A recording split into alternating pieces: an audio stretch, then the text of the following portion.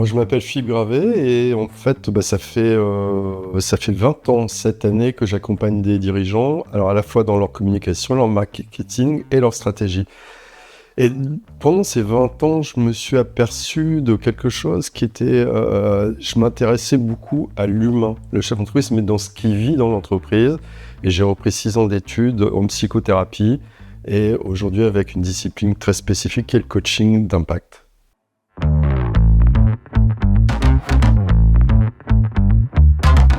Alors, ce qui a changé, c'est que j'ai vu arriver des chefs d'entreprise qui voulaient aller beaucoup plus vite parce qu'ils se sentaient vraiment pressés par l'environnement.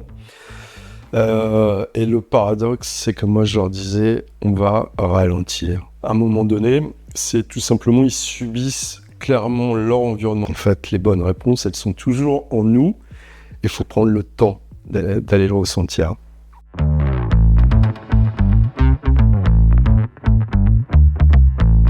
Donc c'est ce que j'observe, c'est vraiment une dégradation salarié-dirigeant où il y a des peurs qui s'installent, comme si le dirigeant ne peut plus exprimer réellement qui il est, parce qu'il a peur qu'à ce moment-là, le salarié parte.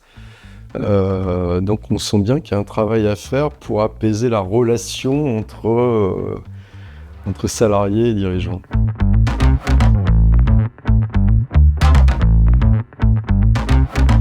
Le plus grand défi, justement, ça a été de rester enseignable et de se dire qu'il y a des choses qu'il faut, comme une page blanche, en fait. Et je pense qu'il y a vraiment cet enjeu de rester enseignable. Quand à un moment donné, on se dit on sait pas mal de choses, c'est le grand danger, quoi.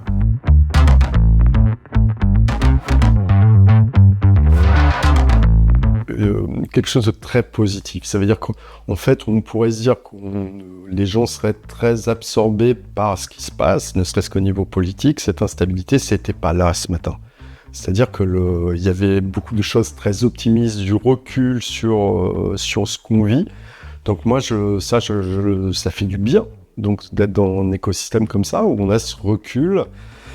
Et ce que je retiens de l'atelier, c'est aussi, on est sorti du côté français, c'est-à-dire pour regarder ce qui se passe aussi dans le monde. Et ça, je trouve aussi, c'est très intéressant.